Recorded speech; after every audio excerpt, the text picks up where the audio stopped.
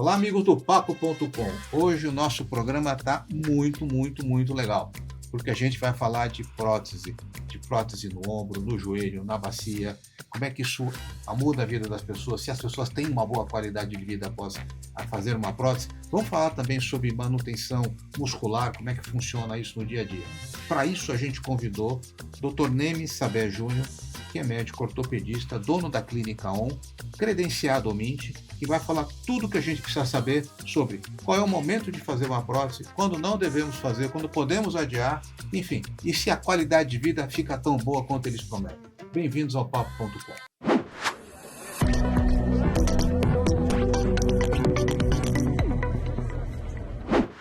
Neme, hoje esse assunto que eu quero tratar com você é um assunto que está meio assim, todo mundo, é muito comum hoje você falar, eu fiz uma prótese de joelho, eu fiz uma prótese de bacia, né? Ali no teu dia a dia da clínica, né, ali na ON, que você está convivendo com as pessoas, como é que está essa questão de prótese? Obrigado pelo convite, Tamir, estar aqui, poder falar um pouquinho da minha experiência como ortopedista cirurgião. Eu sou cirurgião de ombro e cotovelo, faço artroscopias de joelho e, em relação à prótese, eu tenho uma experiência grande com prótese de ombro. Ombro. Mas a tecnologia hoje tem mudado um pouco a perspectiva das próteses, né? Porque a palavra prótese, ela causa um medo, né? Um pânico nas pessoas. E quando a gente vai para fora, nos Estados Unidos e na Europa, eu consigo entender que a prótese ela não é um bicho de 7 cabeças como a gente pensa aqui. Uhum. E novas tecnologias têm trazido essa perfeição da prótese, da colocação adequada no local da região do ombro, do quadril, da melhor forma possível para ela ter uma melhor durabilidade. Hoje você tem ombro, quadril, joelho, tem mais algum? Tornozelo. Tornozelo também? Cotovelo. Temos próteses que são do primeiro metacarpo agora, tem próteses pequenas para risartrose, porque a gente coloca prótese em doenças articulares, né? Uhum. Para definir qual é o motivo da necessidade da prótese. A articulação são dois ossos longos que finalizam com uma articulação, que é onde a nossa articulação dá mobilidade ao nosso corpo, e ali tem uma cartilagem. A cartilagem é aquela manteiguinha que fica em cima para fazer com que os dois ossos se movimentem de uma forma lisa, em harmonia. Uhum. E essa cartilagem ela é feita de colágeno. E como a gente perde colágeno na pele, a gente perde colágeno nas articulações. Então é uma doença do envelhecimento.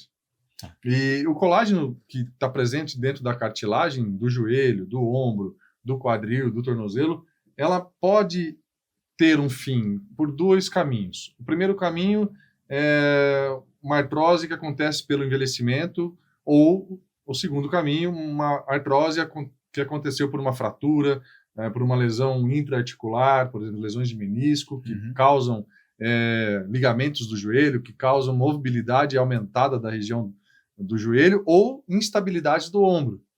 A artrose do ombro pode acontecer numa idade um pouco mais jovem, em atletas ou pessoas que saem... O pessoal do vôlei deve ter isso direto, né? Sai o ombro do lugar. Pessoas que saem o ombro do lugar têm uma incidência maior de ter essas artroses. Então, o desgaste da articulação.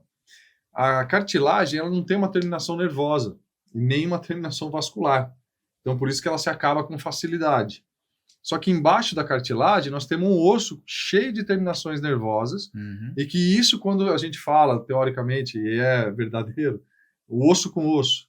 Então, a articulação do ombro já está osso com osso, pegando osso com osso. Esse toque de 2 estruturas ósseas sem a cartilagem causa uma dor absurda. Tá. E aí há essa necessidade, então, de realizar um procedimento não tem como você recompor a cartilagem? Não tem...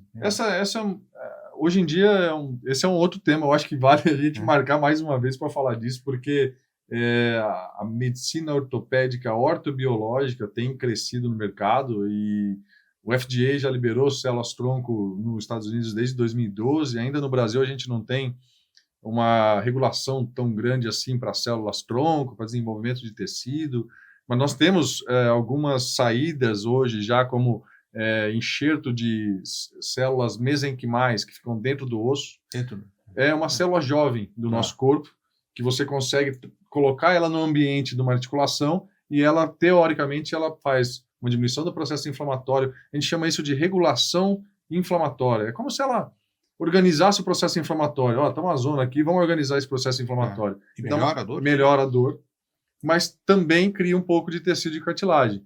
A gente não chegou hoje num ponto de falar com certeza uma célula-tronco mesenquimal, uma célula, um plasma rico em plaquetas, cresce cartilagem. Isso não está comprovado teoricamente, mas a gente tem evoluído muito nos trabalhos para que isso aconteça. Que aí, então, até lá, nós temos as próteses, que é a substituição dessa articulação. A prótese, na verdade, quando a gente fala em prótese, a gente pensa nas próteses até de amputado, não é uma prótese desse tipo. É uma substituição da articulação interna, dos dois finais do osso. Então, a cabeça do húmero ela é redonda, você substitui só a parte de cima. Então, e aí, para ela ficar fixa, ela tem uma haste que ela entra dentro do osso. É como se fosse um pino para ela fixar. Então, isso a gente tem hoje. E falando sobre novas tecnologias, próteses que são feitas para um tipo de artrose, como a artrose do ombro, nós temos 2 tipos de artrose. A artrose que acontece com o manguito rotador, que ainda está presente os tendões do manguito, e tem uma artrose que é chamada de artrose de Milwaukee, que é uma artrose que não tem o manguito rotador. E tem um médico na Suíça, que é o Christian Gerber, eu fiquei um tempo lá com ele, e ele falava que o tipo do ombro que leva uma artrose e outro tipo do ombro que leva outro tipo de artrose. E depende do tamanho da clavícula e do acrômio, que é o tamanho da largura do ombro. Quanto maior o ombro, nesse sentido, maior o eixo mecânico de força em sentido à cabeça e o manguito vai ter artrose. Quanto menor o ombro, isso a gente chama de ângulo crítico. Tá vendo? Os pequenininhos têm uma vantagem, né, rapaz? O ângulo crítico do ombro que você determina que tipo de artrose que é. E hoje nós temos... O ombro menor é melhor, né? Melhor. O ombro muito fechado é pior. E as pessoas têm esse tipo de artrose e tem tipos de prótese para cada tipo de artrose. Então, para artrose sem manguito, nós temos uma prótese reversa. E para artrose com manguito, a gente tem uma prótese, que é uma prótese anatômica, que é a substituição anatômica da cabeça do húmero. Hoje em dia, essas próteses elas têm materiais que tecnologicamente foram desenvolvidos para uma adesão do osso na prótese. É como se ela fosse perfurada por dentro. O osso incorpora. E o osso vai incorporando por dentro da prótese para ela ficar mais fixa. Fixa ali, não sai daí. E isso leva uma prótese a ter 20, 30 anos de vida.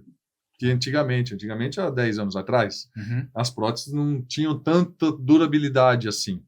Então, mas aí, Nemi, não dá, eu dava aquela baita aflição, né? Porque você vai me serrar, você vai cortar. É uma cirurgia agressiva?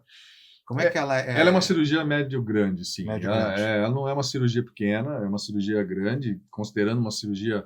revisão de prótese, por exemplo, é uma cirurgia muito grande. Revisão é quando você tem que trocar a prótese. Tem que trocar essa prótese. Então, hoje em dia, a gente tem feito próteses para que dure e nunca mais tire. A prótese tem que estar lá para... Por que é muito grande a revisão? Porque imagina só uma prótese que está aderida no osso, teve essa adesão do osso, você tirar essa prótese toda essa anatomia do ósseo aqui, porque o osso ele cresce e diminui de tamanho naturalmente. A gente tem células que crescem o osso e diminuem o osso dependendo da situação local. Então essa prótese que foi colocada ali, o osso cresceu dentro da prótese, para tirar ela raspar tudo, quebrar o osso no meio, uma cirurgia grande, até sangra muito. Recuperação e até para recuperação é pior. Então hoje em dia a gente tem tentado utilizar a prótese adequada para cada pessoa. Então, uma prótese reversa foi desenvolvida por um francês que chama Gramont em 82. Em 1982 ele desenvolveu e em 2002 um outro francês colocou ela no mercado de novo, mas com um design ainda ruim. Em 2012 veio a nova prótese reversa.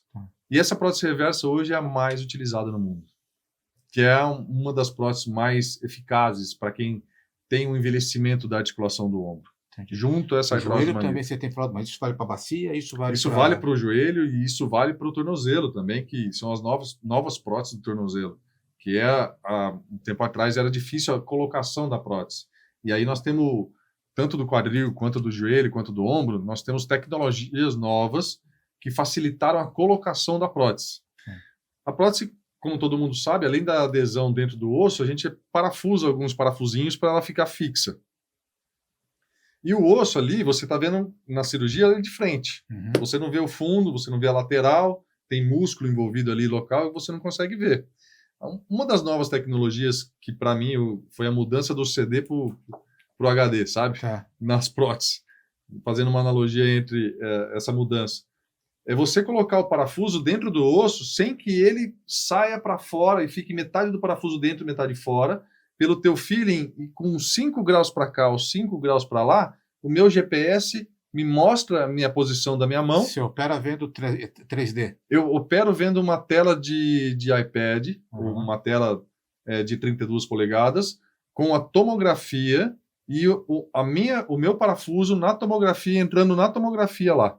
Então, Entendi. pela tomografia a gente tem duas visões, né? De frente, de lado, 3 visões. De frente, de lado e o axial. Então, você consegue ter essas 3 visões aonde você está entrando com o parafuso. Uhum. Então, a colocação da prótese hoje, com essa tecnologia de GPS, mudou muito a qualidade de Você está me colocação dizendo o dela. seguinte, hoje, se eu for fazer uma cirurgia, eu tenho que perguntar qual é a Qual é a qual é prótese a prótese que vai melhor ser para usada e você qual é, usar, qual é o método que ele vai que adotar. ele vai adotar para esse tipo de Porque prótese. você falou, se ele furar o osso, aquilo vai ficar doendo eternamente. Quer dizer, Pode ser que não fixe bem, ela se movimente. entendi. Aí ele vai ter problema Vai soltura. na soltura Vai da ter prótese. soltura da prótese. Então, e é a maior casuística de insucesso de prótese. Você fazer uma prótese hoje, daqui 2 anos ela solta. E aí, refazer a e ter que prótese refazer é a prótese inferno. é uma cirurgia maior. E me diz uma coisa, em termos assim, quando é que é para a pessoa que está com a dor, tá? Uhum. Qual o momento da Qual é o indicação? momento? Porque assim, tem uma vida útil a prótese que você falou. Hoje está vendo Cada vez mais tempo. mas se o né? cara tem que fazer uma prótese com 30 ou 40 anos, provavelmente ele vai ter que Vai refazer ter essa que cirurgia. refazer, sim. Qual é o momento que o paciente deve optar pelo tipo de prótese e também quais são os tratamentos alternativos ou a preparação que ele tem que ter para fazer uma prótese? O negócio está tão avançado também que hoje em dia até atleta de alto rendimento tem prótese. Tem um atleta de Murray. Murray Murray tem uma prótese de quadril. quadril, né? Tem uma prótese do quadril. Eu vi isso. E é um cara jovem que já tem uma prótese e está ali num alto rendimento, pulando, abrindo a perna, esticando, fazendo todo tipo de movimento com a prótese. O momento de colocar a prótese depende de cada pessoa. Para o Murray, ele queria jogar, tinha muita dor e impossibilitar ele de jogar. Ele colocou a prótese. E colocou uma prótese, hoje em dia nós temos tipos de prótese para atleta. No UFC, a gente começou a observar muitos atletas do UFC com artrose de ombro. Uhum. E tem agora um tipo de prótese que ela aguenta porrada, que é mais ou menos isso. Porque o murro, quando você bate com a mão, a força transfere para o ombro. Lógico. E tem uma prótese francesa, eu fui para a França no ano passado, um congresso de prótese, só de prótese. O francês gosta muito de prótese. Uhum. As pessoas vivem muito mais ativamente lá, é impressionante. A gente não vê muita obesidade na Europa, principalmente nas regiões que eu fui no sul da França, as pessoas são ativas, pessoas de 80 até 90 anos fazendo exercício. E as próteses são cada vez mais estudadas num material diferente. Então tem um material hoje feito para atleta de UFC, para prótese da cabeça do húmero. Por exemplo... Mas isso é diferente porque ele é mais resistente? É mais resistente e ela tem um pouco de flexibilidade. A prótese, ela aguenta, ela não é um aço duro, ela aguenta uma certa... não é maleável, não chega a ser maleável, mas ela aguenta forças que são executadas sobre ela. E é um material diferente, não é um titânio também, é um material de carbono. Que é sofisticado, mas não é tão duradouro. Então é um material de carbono que vai aguentar a porrada do exercício do atleta, mas ela vai ter que ser retirada. Mas esse aqui acho que não é o nosso, não, acho que a maioria que as pessoas estão assistindo a gente, então, no dia a dia, cara. No dia a dia, quando a gente pede para fazer a prótese, é quando a gente perde a capacidade física. Pela dor e pelo movimento. Uma pessoa que não consegue dormir mais. Muito comum no ombro, pessoas que não conseguem mais deitar do lado que gostava. Tem aquela mania de dormir de um lado só da cama, né? Sim. Então a pessoa vira do lado só daquele lado e aquilo dói e tem que virar do outro. Acordar várias vezes à noite. Para prótese de joelho, a principal indicação é a locomoção. A pessoa para de se locomover. Tá. Então, nós temos objetivos na vida. Alguns objetivos são, eu tenho uma viagem para fazer com a minha esposa, eu quero andar, nunca fui para Roma e eu quero lá na Capela caminhar. Vou andar 15 km por dia. Com artrose no joelho, ele não consegue. E a prótese dá essa possibilidade. Hoje em dia, com a colocação de uma prótese de joelho, a pessoa consegue fazer o objetivo dela. Então, eu acho que o Ela consegue momento... caminhar 15 quilômetros sem problema nenhum. Sem problema nenhum. Sem problema nenhum. O Murray joga tênis, as pessoas estão andando com E prótese. quanto tempo é a recuperação? Normalmente, uma prótese, ela tem uma adesão óssea e os tecidos moles, eles também, pela própria agressão da cirurgia, tem em torno de mais ou menos 6 meses de recuperação. Para ficar zerado. Zerado. 6 meses de recuperação Pra é um não ter tempo que visitar o viável. Dr. Nime nunca mais, tá? Por aquele motivo, é isso? Por aquele motivo, nunca mais tomara, porque as próteses que eu tenho colocado para nunca mais mexer. É E isso. depois da cirurgia, ele tem que fazer fortalecimento? Como é que funciona? Antes da cirurgia e depois da cirurgia. Antes também? Antes também, porque a massa muscular, ela é o motor daquela articulação. Se eu não tenho uma massa muscular adequada para aquela articulação se movimentar e ter uma naturalidade de movimento, eu não tenho por que fazer a prótese. Entendi. Porque eu preciso do músculo para movimentar aquela articulação. Se não fosse o músculo, eu grudo aquela articulação, coloco uma placa e o cara não movimenta mais, eu não preciso mais do músculo e aquilo fica duro. Quando você coloca a prótese, é para fazer movimento, é para ter movimento. E o mais natural possível, né? Teve um livro que eu li, que é indiano, que os caras, como eles ficam muito de cócoras, a prótese de joelho deles é diferente da nossa. Pelo formato do... Pelo formato posterior. Então, Entendi. embaixo do fêmur, ele tem um formato, não é um C, quase chega a ser um redondo total, porque eles dobram o joelho mais que a gente para ficar de cócoras. E essas próteses desenhadas para a gente, para cada pessoa, elas têm uma possibilidade de te devolver o teu movimento natural. Não é para fazer uma prótese para nunca mais fazer aquilo. É para fazer hoje uma prótese para viajar, para jogar, para não ter dor Agora, dormir deixa eu ou te outras perguntar coisas. uma coisa.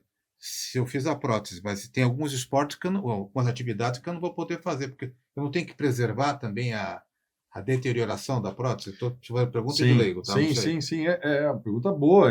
Essa pergunta é o quanto o loading da prótese pode acarretar uma soltura no futuro, né? Isso. Se você judiar da prótese, óbvio, o Murray, ele está ciente disso. Está forçando. Está forçando uma prótese ali. Então, movimentos, por exemplo, professores de yoga que vão fazer uma prótese de quadril, que movimentam a perna para trás, tem uma flexibilidade muito grande, o perigo dessa prótese soltar por fazer movimentos amplos é ruim. Então, a gente limita algumas coisas. E aí a gente consegue adaptar isso no treinamento. Então, a gente faz um treinamento adaptativo, que a gente chama.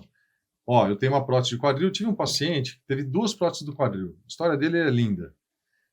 Foi trágica, mas é lindo o final. Resultado. Ele teve uma leucemia, tomou corticoide, um câncer hematológico, tomou muito corticoide para tratar a leucemia e necrosou as 2 cabeças do fêmur. Dor infernal. Dor infernal, não conseguia mais andar, colocou as 2 próteses. Ele veio até comigo, eu conversei com o cirurgião de quadril, ele me falou, Neme, cara, eu coloquei a prótese nele, mas ele é muito ativo. Ele não era um cara doente. Ele não teve aquela artrose que foi evoluindo, a pessoa foi perdendo movimento e ficou quase incapaz de fazer as coisas. Ele é um cara ativo, ele teve a doença, pôs a prótese e amanhã estava ali ativo querendo fazer as coisas. Eu perguntei para o cirurgião quanto que eu poderia movimentar daquela prótese. Ele me deu um limite, vai de 120 até 90 graus. O que a gente fez? Todo o exercício dele era baseado naquela angulação de movimento. Tudo bem. Então você consegue preservar, ter respeito à prótese. Ter um respeito à prótese para ela poder ter uma durabilidade. Então essa pergunta que você me fez é o quanto que a gente tem que limitar uma prótese, de cuidar da prótese para que ela não evolua pior. O melhor cara para falar isso é o próprio cirurgião. Porque ele colocou aquela prótese, ele sabe qual é e quais são os limites dela. E outra coisa é a atividade do cara. Se ele não jogava tênis antes, não é depois da prótese que ele vai jogar.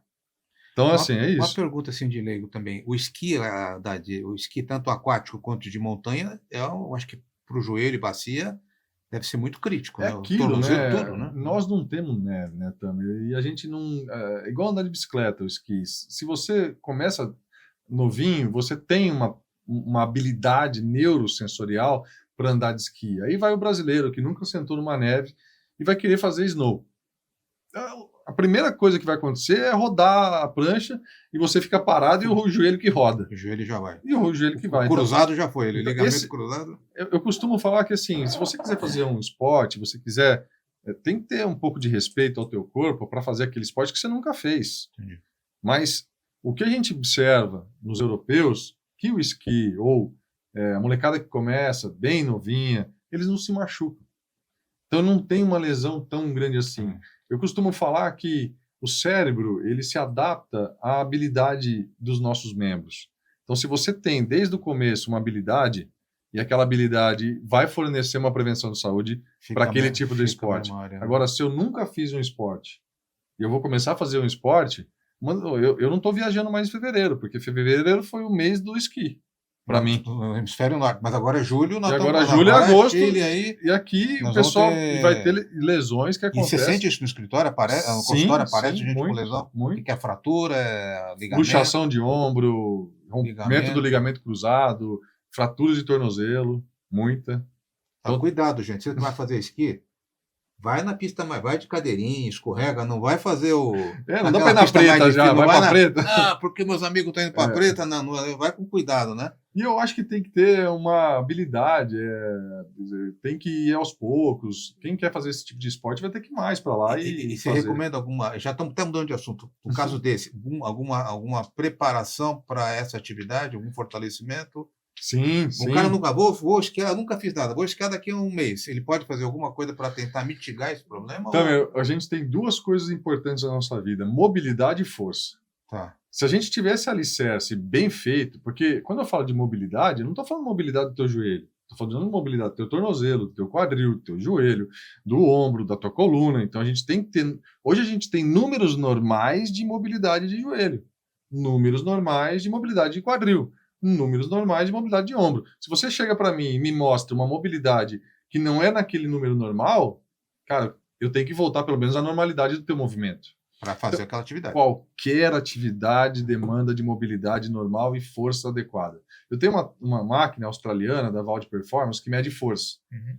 Eles têm no mundo todo mais de 16 milhões de testes e eles fizeram normativas por idade e sexo, sem ser atleta.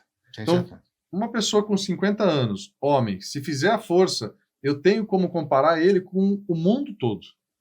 Para ele entender que, pessoas da tua idade com 50 anos, o teu nível de força é fraco.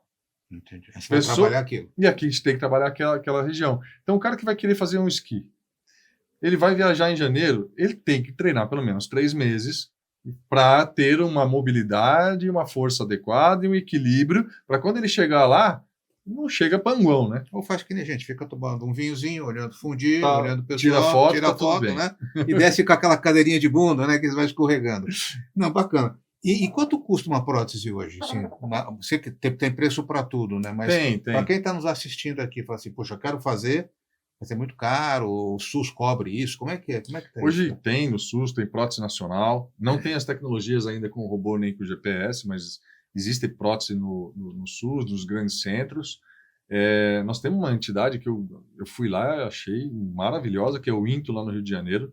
Impressionante essa unidade pública, o que eles fornecem de material, de tecnologia, de conhecimento educacional. Impressionante, fiquei impressionado com o INTO lá no Rio. E para o modelo privado, normalmente as seguradoras elas cobrem tanto o hospital quanto a prótese. Tá. Aí depende do teu seguro, qual é o seguro, para que o seguro cobre uma prótese dessa. E é possível o paciente optar por uma prótese melhor no plano? Ou ele tem Antes tinha muito isso. Hoje tem a prótese que é para você. Tá. Não é muito a melhor. É aquela coisa, você tem uma doença X. Hoje tem uma prótese do joelho que ela é unilateral, ela não é inteira, total.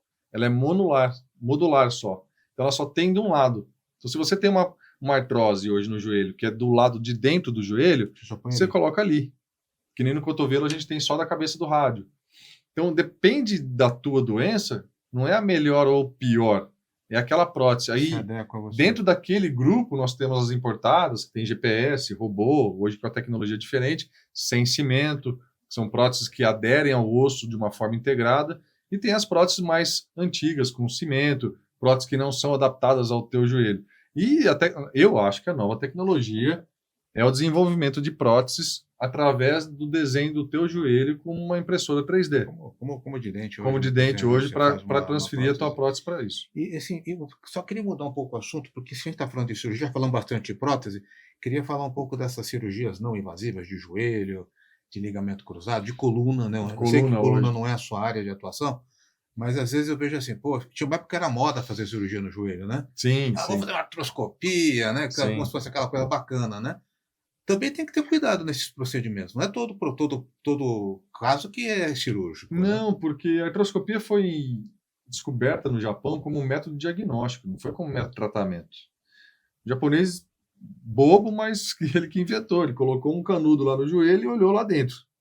E aí Opa, dá trouxe para a, ver. trouxe a artroscopia. É. Então, era um método de diagnóstico e não de uma cirurgia. Então, como o avanço da ressonância magnética, a artroscopia virou um método de tratamento, que é uma via. É. Então, você pode fazer a via artroscópica ou a via aberta.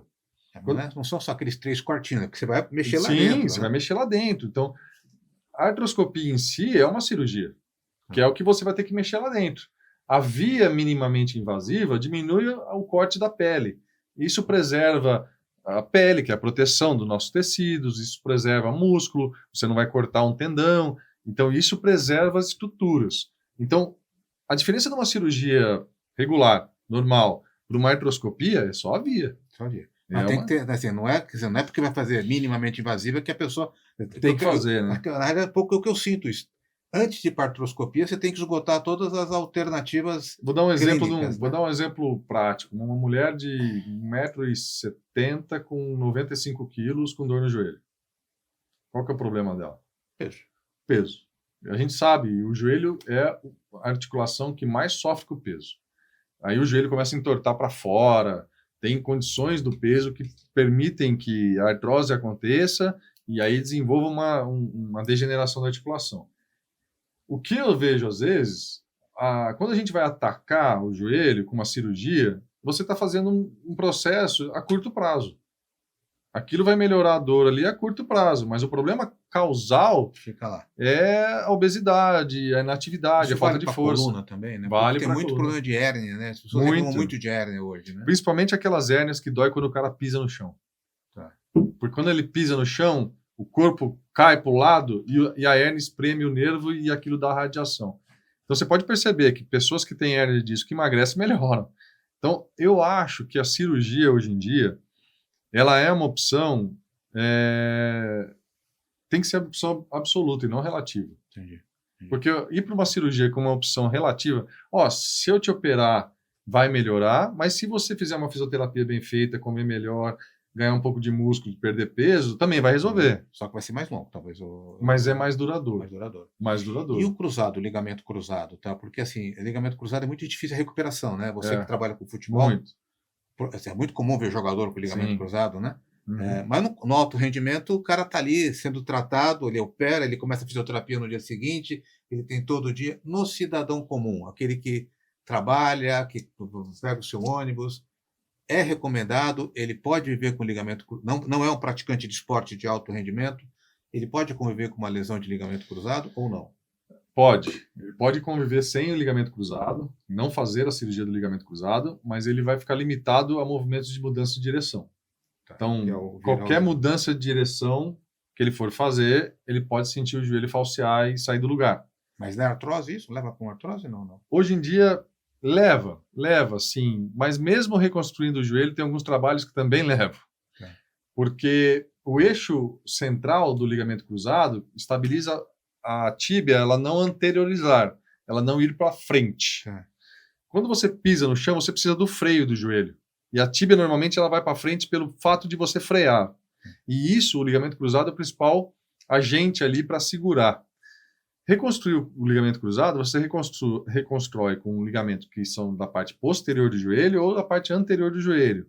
E hoje em dia a gente tem usado até ligamentos de cadáver, com enxertos de cadáver. O teu pedacinho de cadáver...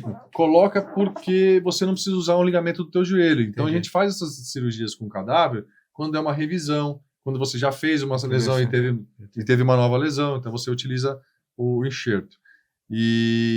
Mas quando você tira aquele ligamento do teu joelho, ele vira um pedaço inerte, ele não é mais vivo. Então ele causa uma elasticidade, como uma roupa velha que ficou já elástica.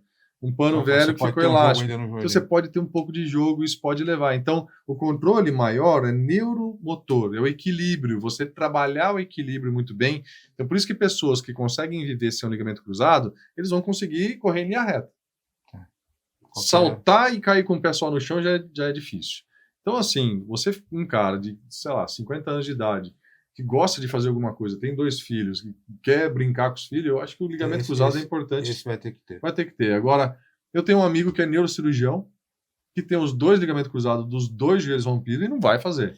Foi um caso do Zico, né? O Zico na época não tinha, né? Sim, A gente sim. que viveu, ele rompeu o ligamento na Copa, ele não Sim, tinha cirurgia. Ou sim. tinha, mas acho que era em campo aberto. Era né? campo aberto, era Né? diferente. Campo aberto era cortado ali. E era muito E ele mais fez agressivo. aquele fortalecimento. Sim. A coxa dele ficou, o joelho dele ficou Sim. desse tamanho, né? Mas ainda assim ele não conseguiu. Ele não conseguiu voltar, porque a artrose é muito grande. Mas viver que sem um ligamento cruzado, você fica possibilitado de bastante coisa. Neme, eu queria super agradecer esse papo. Falamos muito sobre artrose, depois vamos falar sobre outros assuntos. Olha, espero que você tenha gostado da conversa. Hoje ela foi um pouco mais técnica, ficamos falando de procedimentos cirúrgicos, essa coisa toda. Mas olha, prótese não é esse bicho de 7 cabeças. Dá para fazer, você tem que saber a hora de fazer. E é o que o doutor Neme falou. O seu corpo vai dizer a hora, mas dá para fazer e ter muita qualidade de vida depois da cirurgia, que eu acho que isso que é importante. Se você gostou do nosso conteúdo aqui do Papo.com, dá o joia, compartilhe o conteúdo com seus amigos e a gente volta numa próxima oportunidade. Super obrigado a vocês, obrigado, Neme. Muito obrigado, Tânia. Agradeço o convite e espero poder voltar aqui com mais papo interessante para a gente falar mais.